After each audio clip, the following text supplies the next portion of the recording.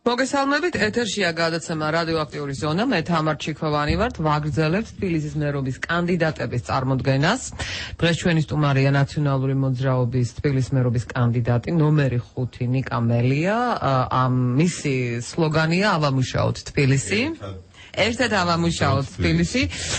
ძალიან მოკლედ მისი მოკლე ბიოგრაფია დაამთავრა თბილისის 57 საშუალო სკოლა და შემდეგ საქართველოს სახელმწიფო უშუალობის სამინისტროს აკადემია, სწავლობდა ოქსფორდის ბრუქსის უნივერსიტეტში, საერთაშორისო ურთიერთობების ფაკულტეტზე და მიიღო მაგისტრის ხარისხი. მუშაობდა სხვადასხვა თანამდებობაზე უკვე 2002 წლიდან და 2010 წლიდან დღემდე არის ძველი თბილისის გამგეობაში გამგებლის მოვალეობის შემსრულებელი. ანუ არა გამგებელი, არამედ მოვალეობის შემსრულებელი. უკვე გამგებელი. დიახ, დღეს უკვე ვიდეოს ავრო აღარა ვარ, შეგულებაში ვარ, ასე ვთქვათ. იმიტომ რომ მონაწილეობ არჩევნებში. გასაგებია რომ ძველი თბილისის პრობლემები კარგად გეცოდინებათ, ამაში ეჭვს არ მეპარება, იმიტომ რომ 2010 წლიდან იქ მუშაობთ. ეხლა როცა წინა საარჩევნო კამპანია 2010 წლიდან 2012-დან კარგი. ხო, ეთყობა რაღაც შეცდომებია.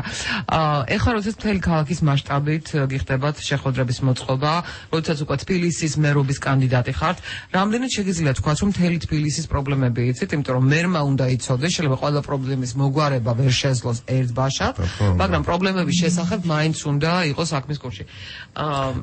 რა ახალი პრობლემები აღმოაჩინეთ თბილისში?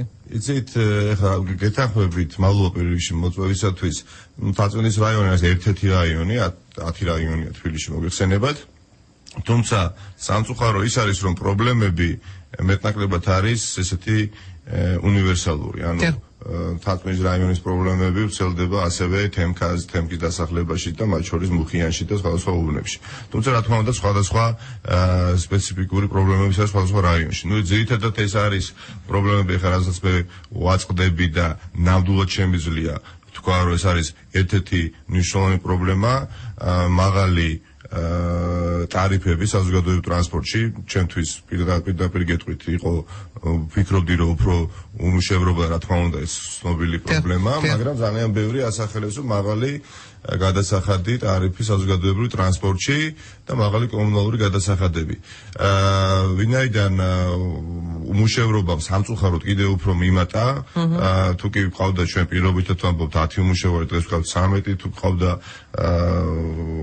თათმის რაიონში მაგალითად 900 სოციალდაუცველი ყავს, ეხლა 1600 სოციალდაუცველი და ამ ყველაფერმა განაპირობა ის, რომ ეს პრობლემები უფრო გარღმავდა. აქედან გამომდინარე, ჩვენ მთელი რიგი, ასე ვთქვათ, კორექტირება შევიტანეთ პროგრამაში, ვიდრე საბოლოო სახეს მიიღებდა და ერთ-ერთი ღერძი და ქვაკუთხედი ჩემი პროგრამის არის IAP მგზავრობის პროგრამის ამოქმედება საზოგადოებრივ ტრანსპორტში. თქვენ იცით, რომ დღეს მოქმედებს მთელი რიგი შეღავათები 12 საზოგადოებრივ ჯგუფზე, მაგალითად პენსიონერები, სტუდენტები, მოსწავლეები აბსოლუტურად უფასო მგზავრობენ, 160,000-მდე მოსწავლე, თუმცა სტუდენტები, პენსიონერები, სოციალდაუცველები, პედაგოგები, ეს ჯგუფები სარგებლობენ შეღავათიანი ტარიფით 20 თეთრს იხდიან, სოციალდაუცველები 10 თეთრს, თუმცა მიუხედავად ამ შეღავათებისა, მაინც ძალიან უჭირთ და მივიღეთ გადაწყვეტილება, რომ ჩემი გამარჯვების შემთხვევაში ამ საზოგადოებრივი ჯგუფებისათვის იქნება უფასო მუნიციპალურ ტრანსპორტში მგზავრობა და ყველა სხვა დანარჩენი თბილისელისათვის მუნიციპალურ ტრანსპორტში, ანუ ავტობუსსა და მეტროში, ნაცვლად 50 თეთრიანი ტარიფისა ისინი გადაიხდიან 20 თეთრს, რაც მნიშვნელოვანი არის ამ მძიმე სოციალურ, ასე ვთქვათ, ფონის გათვალისწინებით ეს შეღავათი, რომელიც კიდევ უფრო ფართოვდება, ხას უსვამთ, ჩვენ არ ნერგავთ, ეხლა დანერგილი არის, უბრალოდ ვაფართოვებთ და უფრო მეტ შეღავას ვაძლევთ, იმიტომ რომ ელემენტარულად A პუნქტიდან B პუნქტამდე ვეღარ გადაადგილდება. აი სტატისტიკურად გეტყვით, ეხლა ძალიან ნიშანდობლივია კონტროლიორები, იცით თქვენ ეხლა ავტობუსებში, რომელიც საშუალოდ 300-მდე ადამიანს აჯარიმებდნენ დღის განმავლობაში, ეს ნორმალური არ არსებობს სახელმწიფო არსებობს ქალაქი, სადაც ავტობუსში არ არის კონტროლიორი, ხო? დღეს ამ რიცხვმა იმატა 450-მდე საშუალოდ. წარმოიდგინეთ, იმიტომ რომ ვის გაიზარდა, ეხლა ვერ დამაჯერებს, რომ სიამოვნებს რომელიმე თბილისელს მუნიციპალურ ტრანსპორტში თანხის გადახდის გარეშე მგზავრობა და ეს უხერხემლო მდგომარეობაში ჩაიგდოს თავი კონტროლერის წინაშე, ხო? უბრალოდ სხვა გამოსავალი არ აქვს.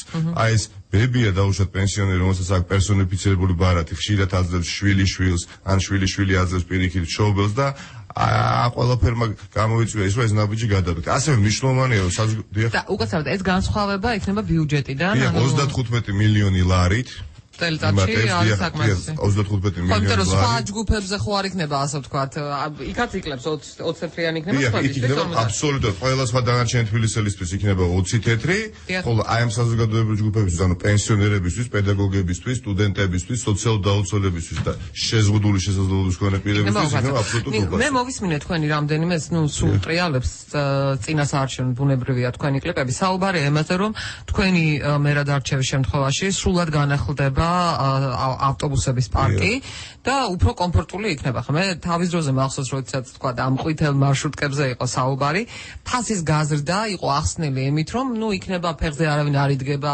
კომფორტულად იმგზავრებს, აფხულში იქნება ჩართული კონდიციონერი, ზამთარში გათბობა, ანუ ამით ახსნეს, რომ აი ამიტომ ძვირდებოდა თქვა სამარშრუტო ტაქსით გადაადგილება. თუმცა რეალურად ისევ დგანან ფეხზე, ძალიან უნდა იჩხუბო, რომ ჩაგირთონ, ასე თქვა, კონდიციონერი და წარმოუდგენელი. არა მარტო სამარშრუტო ტაქსებში, ავტობუსებშიც სამწუხაროდ. ავტობუსები, რომელიც რაც შემოიყვანეს ბოლოს აი ამ ყვითლებზე ვსაუბრობ, არა სამარშრუტოზე, არამედ დიდ ავტობუსებზე, რომელშიც არც კონდიციონერი არ მუშაობს და არის საკმაოდ მოძველებული და ზაფხულში გადაადგილება დაახლოებით არის, რომ არის შპროტი როგორც გრძნობს ალბათ კონსერვში თავს დაახლოებით. ამის გამოცვლა რა დაუჯდება? ანუ ძალიან დიდ თანხებთან არ არის დამოკიდებული ეს ყველაფერი. გეთანხმებით, თუმცა განახლება საჭიროებს. ჩვენი მიზანი არის დღეს 75% თბილისელების გადაადგილდება ფეხით და ანუ საზოგადოებრივი ტრანსპორტით. დღეს სამწუხაროა, რომ თბილისში თუ კი ვინმე კომფორტს გრძნობს, ეს არის ადამიანი, რომელიც მანქანით გადაადგილდება, მაგრამ ნაკლები სამწუხაროდ დამეთანხმებით, ნაკლები კომფორტი იგრძნობა, როდესაც ფეხით საზოგადოებრივი ტრანსპორტით გადაადგილდება. თუმცა ჩვენი ამოცანა არის და იცით რომ თანამედროვე ინფრასტრუქტურული ქალაქის ინფრასტრუქტურული განვითარების კონცეფცია ფეხით მოსიარულე ადამიანზე ორიენტირებული ნებისმიერ თანამედროვე ევროპულ ქალაქში. ამიტომ უნდა გქონდეს ბევრად უფრო კომფორტული ტრანსპორტი, ბევრად უფრო ფუნქციონირებადი, რომ რაც შეიძლება მეტი ადამიანი გადაждდეს საზოგადოებრივ ტრანსპორტში. მე გეთანხმები თქვენ თუ ეს პრობლემები არ მოგვარდა, ადამიანს ცნობა მაინც ექნება, რომ გადაადგილდეს ასე ვთქვათ მანქანით. ნორმალურ ქვეყნებში, ან განვითარებულ ქვეყნებში რა ხდება, ხო ამ თვალსაზრისით? ხდება ის, რომ მანქანა ყავთ ოჯახში, თუმცა შაბათ-კვირას იყენებენ და კვირის დღეებში, სამუშაო დღეებში ისინი საზოგადოებრივ ტრანსპორტით გადაადგილდებიან, იმიტომ რომ ის უფრო სწრაფია, იმიტომ რომ უფრო ხელმისაწვდომია და ბევრი ასე ვთქვათ სარგებლის მომტანი ვიდრე მანქანით გადაადგილება. ამიტომ ეს 100 ავტობუსი არის ერთ-ერთი კომპონენტი, რამაც უნდა ჩვენ მეტი კომფორტი მოგცეს საზოგადოებრივი ტრანსპორტით გზავრობისას. ანუ კი არ უნდა ჩავანაცვლოთ ამ ეტაპზე, უნდა დაემატოს, ვინაიდან ობიექტური პრობლემები არსებობს, არსებულ ხაზზე დასამატებელია, იმიტომ რომ ავტობუსებშიც არის ძალიან ასე ვთქვათ გადატვირთული, ნაკადი დიდია, დღის განმავლობაში წარმოგიდგენთ 300,000 თბილისელი გადაადგილდება ავტობუსით. და რიგ ასე ვთქვათ უბნებში ახალი ხაზებია დასამატებელი. მაგალითად, ეხლა დიდუბიდან საბურთალოზე და პირიქით, მხოლოდ ერთი ხაზი მუშაობს, რაც ძალიან ცოტაა და არ არის საკმარისი. ამისათვის საჭირო რომ დაემატოს. რა თქმა უნდა, კონდიციონირება ის პრობლემაა, რომელიც ასევე ემსახურება მეტი კომფორტის შექმნას.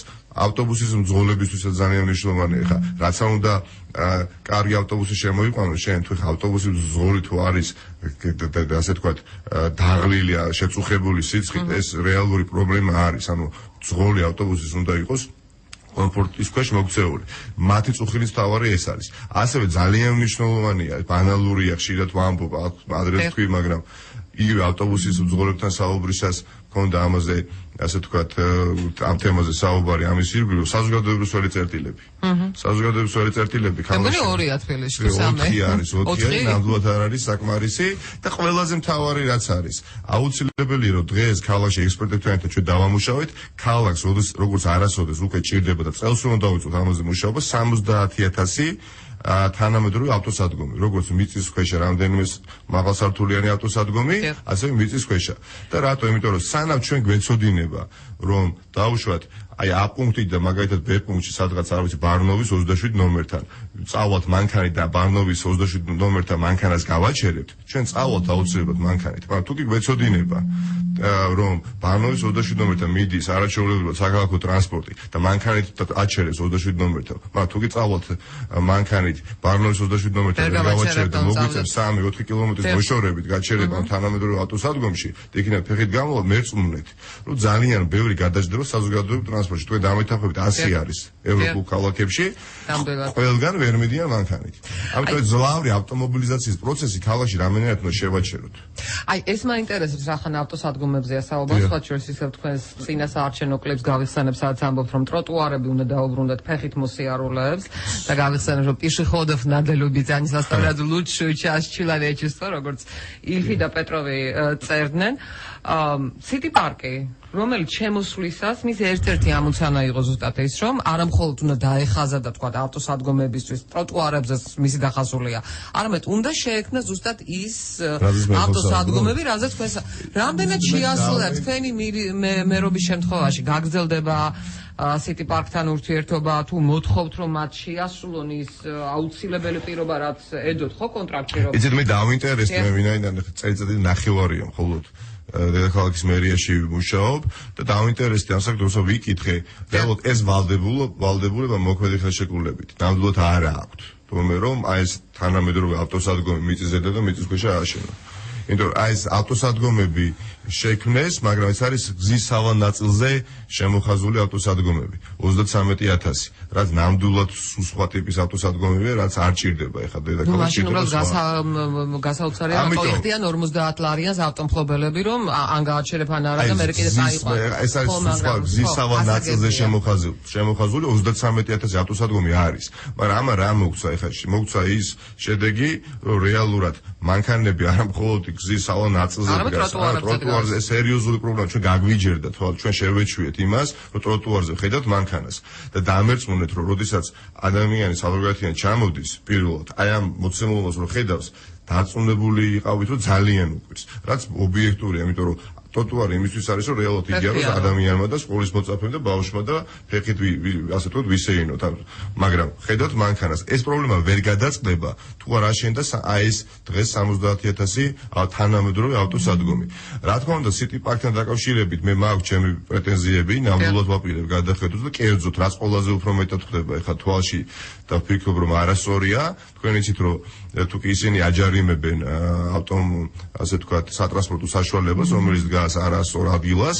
დაჯარიმებით ასე და არ ყაბულდებიან და მიყავთ ავტოსადგომზე რაც ჩემის აზრით არის ძალიან არასწორი იმიტომ რომ ორმაგი ასე ვთქვათ ჯარიმის გადახდა უწევს მოქალაქეს ეს აუცილებლად გადასახედი იქნება და ამას ვპირდებით ჩემს თანაქალაქელებს რომ აუცილებლად გადავხედოთ იმიტომ რომ ეს არ არის ის როგორც უნდა ოპერირებდეს მსგავსი კომპანია თუმცა რაც შეეხება ზოგადად City Park-ის მსგავს კომპანიებს არ არსებობს ქალაქი არ არსებობს ქალაქი სადაც არ არის მსგავსი კომპანია მოქმედებაში ყველგან ნებისმიერი ქალაქი დამისახელეთ იქ ნახავთ თქვენ City Park-ის მსგავს კომპანიას თუმცა მაგალითად ეხა ინგლისში ხო ლონდონში ნებისმიერ ასე ვთქვათ ინგლისის ქალაქში აჯარიმებენ ავტოსატრანსპორტო საშუალებას თუმცა არ მიყავთ ის საჯარიმო საზღვრებზე იმიტომ რომ ორმაგი ხარჯია ნამდვილად ამ თვალსაზრისით ნამდვილად გადასახადი იქნება ნიკა თბილისში რომ ტრანსპორტით გადაადგილებაც არის ძალიან დიდი პრობლემა იმიტომ რომ ჯერ ერთი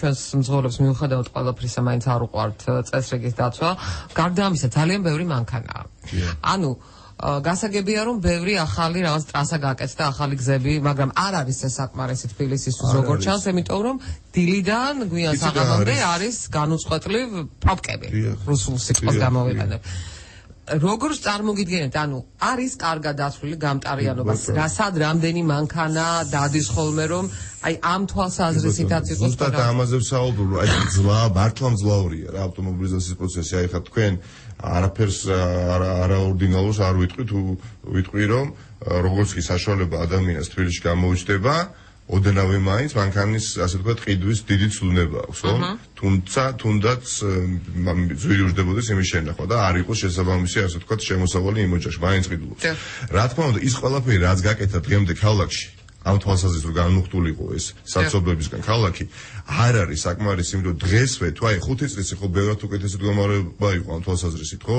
დღეს დამძიმდა. თუ დღესვე არ წელსვე არ დავიწყეთ ჩვენ ქვედით ნაბიჯების გადადგმა და ამეწმუნეთ 5 წელიწადში პრაქტიკულად გაუვალი იქნება ჩვენ დედაქალაქის ქუჩებში ავტომობილით რეალურად შეუძლებელი იქნება გადაადგილება. ამისათვის მიმდინარე პროექტები იყო და გულახდილად წდება გული და ნიშის მოგების გარეშე ვამბობ, აი რატო შეჩერდა მაგალითად ის პროექტი, რომელიც ვებხიდან მოყვიძებთან უნდა განხორციელებული იყო, დიდუბე დიღმის დამაკავშირებელი სამანქანო ხიდი უნდა აგებული ყველაფერი მზად იყო და უბრალოდ ცენტრალურ ხელისუფლებამ სამწუხაროდ შეაჩერა ეს პროექტი და ეს ნამდვილად განმუხტავდა ამ ნაწილს, ასე ვთქვათ, ქალაქისა.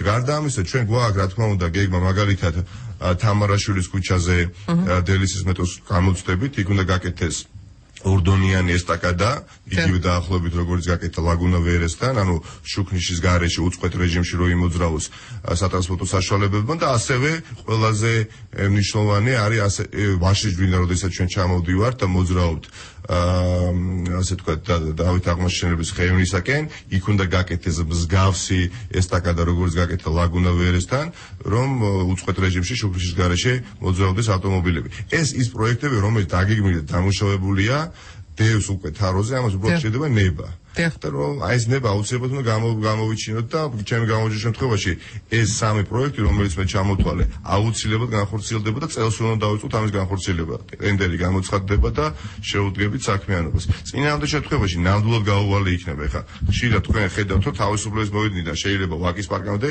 პიკის საათში მოგვიწიოს ასე ვთქვათ საცობში საათი და 10 წუთი, რაც დრო გადის უფრო იზრდება და იზრდება ეს დრო. თუმცა მეორე მხრივ თქვათ იგივე მძღოლებისგანაც და არა მხოლოდ მძღოლებისგანაც, არამედ ურბანისტებისგანაც მომისმენი ასეთი თქვათ შენიშვნა, რომ ის ესტაკადა, რომელიც გააკეთდა ასე ვთქვათ გმირთა მოედანზე, უფრო განიერი უნდა ყოფილიყო, იმიტომ რომ ძალიან ხშირად რიგი რომ იმ ესტაკადაზე ახვიდა იწყება გამისა მიდან რა ქვია მარჯანიშვილის ქუჩიდან, იმიტომ რომ ძალიან პლეხანოვიდან ასე ვთქვათ ძალიან ვიწრო, ანუ ერთ მანქანაზე მეც. ამიტომ ამბობ რომ როდესაც რაღაცა ახალი პროექტის კეთების იდეა ჩნდება, რამდენად ითვლება ხოლმე რომ რამდენმა მანქანამ უნდა გაიაროს. იქნებ უფრო განიერია გასაკეთებელი, იქნებ უფრო ვიწროა გასაკეთებელი. სატრანსპორტო სამსახური, ტრანსპორტის სამსახური, საქალაქო სამსახური ამას რეალურად ამუშავებდა. მე ვიცი ეს და დღემდე თუ რამეს აკეთებენ ესენი ამ თვალსაზრისით რეალურად, ანუ ემპირიულად აკეთებენ და ანუ ისე უბრალოდ რომ მოუნდეთ და მათ გააკეთონ, ესე არ არის. თუმცა აი ეს ერთი პროექტი, რომელიც ჩემო კონკურენტმა დათო ნარმანიამ განაცხადა, რომ კავსაძეს ქუჩასთან ვაკეში შუქნიშანს გავაკეთებო, იცით, ეს იყო ის პროექტი, რომელიც 3 წლის წინ დამუშავდა მერიაში და სწორედ აი ამ გათვლებით, რომ არ იმუშავებდა ეს პროექტი რეალურად შემოვიდა თაროზე. და იმ პროექტის ავტორმა, ვინც ეთყობა დათო ნარმანიას მიუტანა ეს პროექტი, რაღაცნაირად დააჯერა, რომ ეს არის წარმატებული პროექტი, რომელიც განხორციელების შემთხვევაში განიმუხტება. არადა ყველა პარამეტრით, ასე ვთქვათ, გათვლილია, რომ ის მხოლოდ გააუარესებს იქაურ მდგომარეობას. ამიტომ ტრანსპორტის საქალაქო სამსახური, რა თქმა უნდა, ამ თვალსაზრისით ძალიან აქტიურად მუშაობს.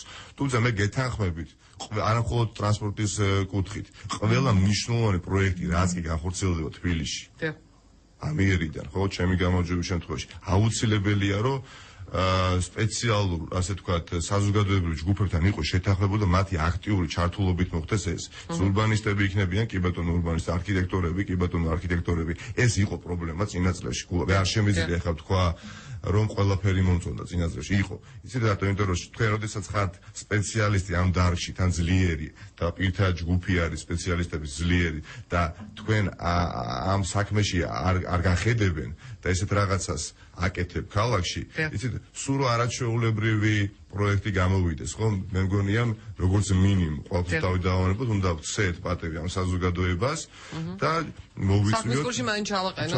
ეს იყო პრობლემა. მის კომუნიკაცია იყო რიგ საზოგადოებრივ ჯგუფებთან და ამან სამწუხაროდ თავისი უარყოფითი შედეგი გამოიღო.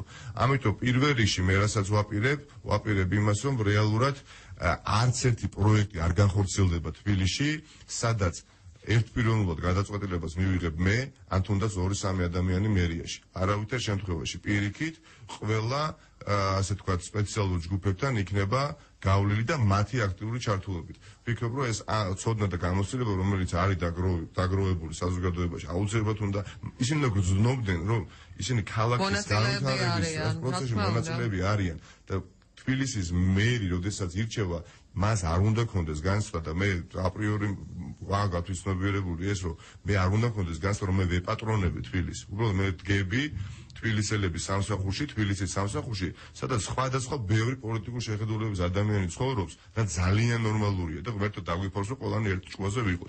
ამიტომ ყველასათვის თბილისის მერი უნდა იყოს, ასე თქვა, ერთი და პირიქით და არანაირი პოლიტიკური ნიშნით არ უნდა იყოს პრეფერენცია. ვიღაცას, ასე თქვა, რთავდნენ ამ პროცესში, ვიღაცას არ რთავდნენ და რთავდნენ, იმიტომ რომ შეიძლება ის ყოფილიყო, ასე თქვა, მათი პოლიტიკური შეხედულების გამზიარებელი, ეს ყველაფერი არ მომწონდა.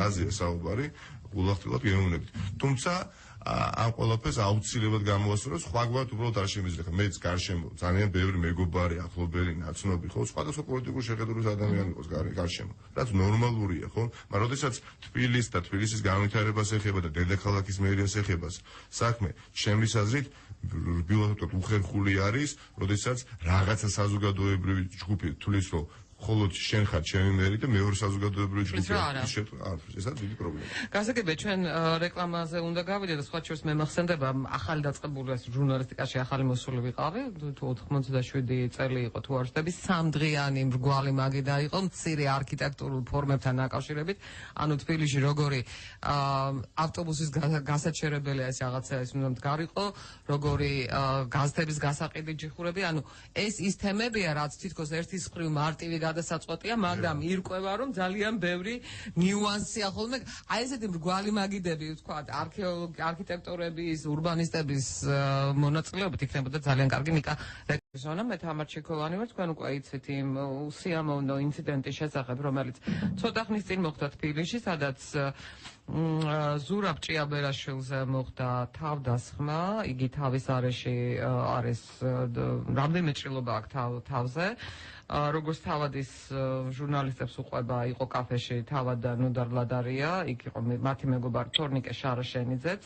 რამდენიმე წუთში კი ორი ადამიანი რეზო თაბუკაშვილი და გიორგი მგელაძე შევიდნენ კაფეში და ასე ვთქვათ ჯერ მდუღარე ჩაიში ასხეს ნუდარ სახეში და შემდეგ ისჭიქა თავში ორჯერ ჩაარტყა როგორც ზურაბ ჭიაბერაშვილი ამბობს რეზო თაბუკაშვილმა რომ წამოვდეკი უკვე თავსა და საფეთქოს შორის ჩამარტყა.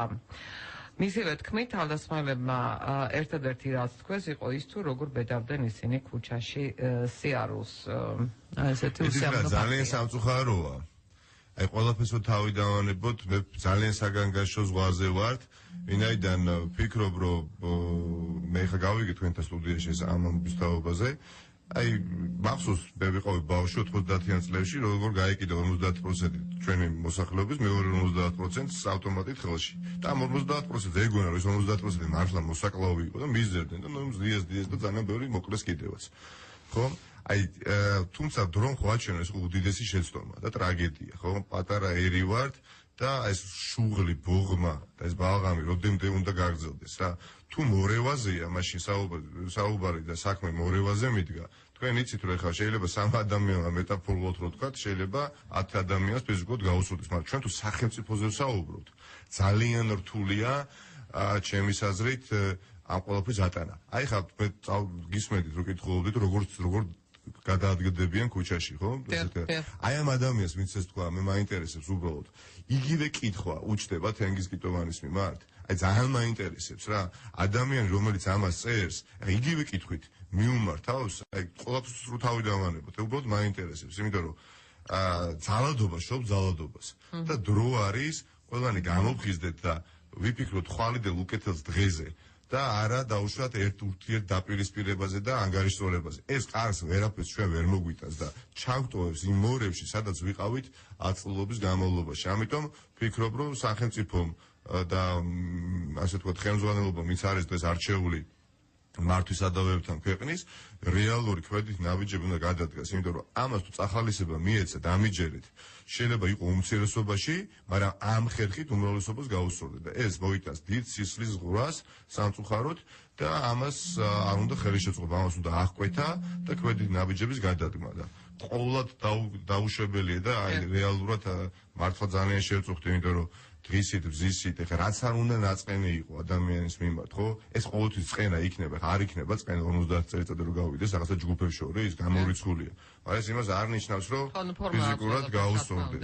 ხო, ნიკა, რახანა ესეთ ინტერესებზე და თქვა კონფლიქტებს ჩამოვარდა საუბარი. დაუშვათ აგირჩიეს თქვენ თბილისის მერად. ნუ არავინ არ იცის საკრებულო როგორ იქნება დაკომპლექტებული. მე მეეჭვება რომ თქვა იგივე ნაციონალური მოძრაობა უმრავლესობით მოვიდეს, როგორც თქვა წინა ემაში იყო, თუმცა წინა ჯერზეც უმრავლესობით ყოფნამ რა შედეგიც გამოიღო ნახეთ, როდესაც დროება შეიცვალა თქვენი წევრები სხვა იმაში აღმოჩნდა. როგორ წარმოგიდგენიათ, რამდენად შეძლებს ერთი პარტიის წარმომადგენელი მერი ისე ურთიერთობას საკრებულოში, სადაც მას უმრავლესობა არ აყოლება იმ პროექტების განხორციელებას, იმიტომ რომ ჩვენ მაინც გონია რომ შეიძლება პრობლემური იყოს და პლუს სახელმწიფო, სადაც ასევე უმრავლესობაში არ არის პარლამენტის შესაძლებელი იქნება? არათუ შესაძლებელი იქნება, არამედ აბსოლუტურად ჩვეულებრივად წარმომიდგენია, მეტიც ეს ისაა, რაც ჭირდება დღეს ჩვენს სახელმწიფოს განვითარების ამ ეტაპზე. სახელმწიფო რგოლებს შორის ბალანსი უნდა იყოს დაცული. აი ნაციონალური მოძრაობის დროს ერთ-ერთი ყველაზე ასე ვთქვათ ცუდი რაც იყო და ამან ძალიან დათური სამსახური შეასრულა მათთვის იყო ის რომ ყველა არჩევითი თანამდებობა იქნება თუ დანიშნული იყო ნაციონალური მოძრაობის დახშული წრე შეიკა და ბალანსი არ იყო, კონკურენცია არ იყო. არავინ არ უწევდა კონკურენციას. მნიშვნელოვანი არის რომ ერთხელ და სამუდამოდ ამ ქვეყანაში სახელმწიფოში ეს ბალანსი იქნეს დაცული. მე ვფიქრობ რომ არანაირი პრობლემა არ მექნება, პირიქით ვფიქრობ რომ საკრებულოში ამარჩევნებზე მივიღებთ შედეგს, როდესაც მრავალპარტიული საკრებულო გვექნება და მე მზად ვარ ყველასა სათანადოდ, ნამდვილად ყველასა სათანადოდ, კონსტრუქციულად ამისი უნარი ნამდვილად მაქვს, ეხლა არ მინდა საკუთარი თავის და დღესაც ვიდრე აი ჩვენ საუბრობთ რთული არის ხო საკრებულოსა და მერიას შორის ურთიერთობა, თუმცა ვახერხებდი თაწმინდის რაიონის ინტერესებიდან გამომდინარე, ხო? მე ვფიქრობ და მინდა გითხრათ გულახდილად არაფერი ისე არ მინდა. აი ეს პროექტები რას ახორცს, რას გააკეთეთ, რომ ეკითხებიან, აი რა გეგმები გაქვთ, რა არის თქვენი პროგრამა. კი ბატონო, საუბრობ ამ ყველაფრის ირგვლივ, მაგრამ არაფერი არ მინდა ისე, როგორც ერთხელ და სამუდამოდ ამ ქალაქში გაჩნდეს ერთიანობის შეგრძნება. განცდა, რომელიც ნამდვილად ძალიან ბევრში შესაძლოა არის და სურვილიც არის, მაგრამ ერთმანეთთან მისასვლელი გზა არ აქვს. მე მინდა რომ ეს ერთიანობის შეგრძნება თბილისში განსაკუთრებით გაჩნდეს, განცდა, რომელიც არის უბრალოდ მინავლებული არის და ამას უნდა გაღვივება. და თბილისის მერს ეს ფუნქცია რეალურად აქვს. თბილისის მერი არ არის მხოლოდ ადამიანთა თანამდებობის პირი, რომელსაც კონკრეტულად რაიმე ინფრასტრუქტურული ან სოციალური პროექტების განხორციელება ავალია. ჩემის აზრით ეს თბილისის მერის თანამდებობა არის თანამდებობა, რომელმაც უნდა უზრუნველყოს საზოგადოებრივ ჯგუფებს შორის ნორმალური ურთიერთობების ჩამოყალიბება, მით უმეტეს ამ ფონზე. აი როგორ შეძლებს, იმიტომ რომ აი კიდე თუნდაც დღევანდელი ფაქტი. მანამდე იყო რამდენიმე ფაქტი, თბილისის მერი არ უნდა ასოცირდებოდეს. პირდაპირ გეტყვით, ჩემი კვეთი ჩამოყალიბებული პოზიცია არ უნდა ასოცირდებოდეს კვეთრად მხოლოდ ერთ პოლიტიკურ გაერთიანებასთან. გამორიცხულია თბილისის მერი უნდა იყოს ყველასი მერი. აბსოლუტურად. მე თბილისის მთავრობაში ვაპირებ და დღეს მექნება ნაწილის ასე ვთქვათ წარდგენა, მხოლოდ რამდენიმე მთავრობის წევრის, იქნება იქ მთავრობის წევრები, რომლებიც იცით შესაძლოა სხვადასხვა პოლიტიკური შეხედულების მატარებლებიც იყვნენ. აუცილებლად. ეს არის აბსოლუტურად ნორმალური. იმიტომ რომ ისინი დათანხმდნენ რომ თქვენი გამარჯვებაში მთავრობაში. არა, აბსოლუტურად ესა ჩვეულებრივი, იმიტომ ამ ქალაქში სხვადასხვა პოლიტიკური საქართველოში არა ჩვეულებრივი, იმიტომ ეს ჩვეულებრივი. ჩვეულებრივი და უნდა მივახციოთ, იქამდე უნდა მივიდეთ. ნამდვილად აი არ მინდა იყო და ძალიან გული მწყდებოდა რომ მავანისთვის თბილისის დედაქალაქის მერი ასოცირდებოდა ნაციონალურ მოძრაობას, ეს არასწორია. დედაქალაქის მერი არის ყველას მერი. ეხლა თქვენ რა გონიათ, ეხლა თაწმინდის რაიონის გამგეობაში თანამშრომლები, სადაც 70 თანამშრომელი ყავდა ყველა ნაციონალურ მოძრაობის მხარდაჭერით მხარდაჭერი იყო, რა თქმა უნდა არა, რაც ნორმალურია და ესე იქნება ყოველთვის. ამიტომ მნიშვნელოვანია, რომ ყველა პროფესიონალი, ყველა ასე ვთქვათ კვალიფიციური ადამიანისათვის ღია იყოს კარი ჩვენ გუნდში, მთავრობაში, განსაკუთრებით მერიაში და ეს ყველაფერი ამ ურთიერთობებს დაალაგებს. ეხლა აი ეს ძალიან ნეგატიური პროცესები, ეს საშემოდგომო თათარსავი ბუხბუყებს გამიგეთ და როდის გადმოვა, როდის ესე ვულკანებით ამოფეთქა, ძალიან რთულია ამის პროგნოზირება. ეს მზარდი ტენდენცია თუ გაგრძელდა, აბსოლუტურად ძალიან ცუდ შედეგს მივიღეთ. ანუ მნიშვნელოვანია, რომ დედაქალაქის მერიაში იყოს ის ხალხი, ვისაც ექნება უნარი და სურვილი ითანამშრომლოს არა მხოლოდ მათი პოლიტიკური შეხედულების, ასე ვთქვათ, გამზიარებელ ხალხთან, ანუ ერთი გემოვნების ხალხთან, არამედ სხვადასხვა ეს თბილისის ეს სოციუმი გვაქვს, ხო, მეზობლებში, ეხლა რომ გავდივარ, სხვადასხვა პოლიტიკური შეხედულების ადამიანები გვაქვს, ხო, ახლა ყველა ადამიანები, ნათესავები, მეგობრები, თუმცა ეს ხო არ გვიშეს ურთიერთობაში ხელს. ამიტომ ვფიქრობ, რომ ეს არის ყველაზე მნიშვნელოვანი ჩემის აზრით, რაც დედაქალაქის მერმა უნდა განახორციელოს მომდევნო 3 წლის განმავლობაში. ეს დატვირთვა ამ თანამდებობას ექნება. ამიტომ გონია, რომ როგორც არასოდეს და გიგიმ თვითონაც აღნიშნა და მე შორს ვარ იმაზისგან, რომ გიგი თავიდან ბოლომდე დამოუკიდებელი იყო როგორც მერი. სამწუხაროდ ეს არის თანამდებობ პერიოდი, როდესაც ნამდვილად აბსოლუტურად ვიქნები დამოუკიდებელი გადაწყვეტილებების მიღებაში და პარტიას არ შეუთანხმებთ რაღაც. არა, რა თქმა უნდა, ხა დედაქალაქ ამის ახსნას ვცდილობ ხა რომ რეალურად დედაქალაქის მერია უნდა იყოს აბსოლუტურად დისტანცირებული ნებისმიერ პოლიტიკურ გაერთიანებისაგან. ეს ყოველ დაუშვებელ. მე ვფიქრობ, რომ გიგის ერთ-ერთი ასე ვთქვათ შეცდომა და ნაკლი იყო ის, რომ იგი ამავე დროს იყო თბილისის პოლიტიკური გაერთიანების ორგანიზაციის ხელმძღვანელი. იყო ანუ დედაქალაქის მერი და იყო თბილისის ნაციონალური მოძრაობის ასე ვთქვათ ორგანიზაციის ხელმძღვანელი. თუმცა ნიკა ფაქტია რომ გინდა და არ გინდათ მერობა, განსაკუთრებით დედაქალაქის მერობა, ეს არის პოლიტიკური თანამდებობა. არის. მეტიც სააკაშვილი გახდა თქვა საკრებულოს და არა მე, მაშინაც კი ეს ტრამპლინად იყო გამოყენებული, მან კარგად გამოიყენა ეს ყველაფერი. არაერთი შემთხვევაა, როდესაც ან პარიზის მერი, შემდეგ პრეზიდენტი გამხდა, ანუ მაინც ეს ტრამპლინია. თქვენთვის ეს არ იქნება ტრამპლინი. არა, რა თქმა უნდა, პოლიტიკური თანამდებობა არის დედაქალაქის მერის თანამდებობა, ვინაიდან ის არის არჩევითი, ამაზე შეიძლება, თუმცა გააჩნია ვინ როგორ უყურებს პოლიტიკას. პოლიტიკა ჩემთვის ამ ეტაპზე, ამაზე სასიამოვნო პოლიტიკა, რითიც მე დაკავებული ვიყავ წელიწადნახევრის განმავლობაში დახაწვის რაიონში, ნამდვილად არ არის. ჩემთვის პოლიტიკა არის აი იმ პროექტების განხორციელება, რომელიც მე უნდა განახორციელო, ის ურთიერთობების ასე თქვათ ნორმალიზება, რომელიც პრობლემა არის დღეს, ეს არის ის პოლიტიკა და არა პოლიტიკა, რომელიც მხოლოდ ემსახურება რომელიმე ცალკეღებული ერთი პოლიტიკური გაერთიანების რაღაცა განვითარებას რა. ეს მიუღებელია ამ თანამდებობაზე. ამ თანამდებობაზე არის მიუღებელი, ეს არის შეურაცხყოფა ჩემის აზრით თბილისელებისა, სადაც ცხოვრობს თბილისში სხვადასხვა კიდევ ერთხელ ვინმე სხვადასხვა პოლიტიკური შეხედულებებზე მე თვითონ ყავს სამეგობროში ხალხი სხვადასხვა პოლიტიკური გემოვნების და შეხედულებების ადამიანები. ეხლა როგორ შეიძლება ეხლა დედაქალაქის მერი პოლიტიკაზე არ საუბრობთ მანთან თუ საუბრობთ? არა, საუბრობთ, თუმცა იცით რა არის? მე შეგნებულად ვცდილობ, რომ ვიყო დისტანცირებული პოლიტიკური, ასე თქვა და კლასიკური გაგებით პოლიტიკისაგან. ნამდვილად, იმიტომ რომ იმდენი პრობლემაა თბილისში, ამის დრო დედაქალაქის მერს არ უნდა შეგვიძლია. ნიკა, დაახლოებით 1 წუთი გრჩება. იქნება მეორე ტური, როგორია თქვენი წინასწარი? იცით, მე დარწმუნებული ვარ და არ მინდა დავამსგავსო ხა რიგ პოლიტიკური პარტიის ლიდერებს, რომლებიც ამბობენ, ნარგანიას გარდა ყველა ამბობს, რომ მეორე ტური იქნება. რომ პირველ ტურში მე ვამბობ, რომ აუცილებლად იქნება.